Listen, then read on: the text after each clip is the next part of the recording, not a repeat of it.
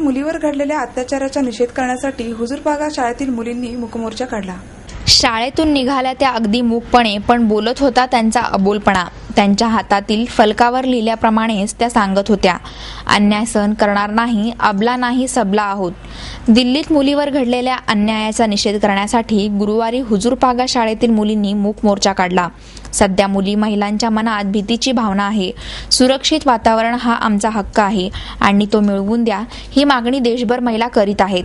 त्याचेच प्रतिनिधित्व हुजूरपागेतील मुलींनी केले। मूक मोर्चात 9वी 10वीतील मुली सहभागी झाल्या होत्या।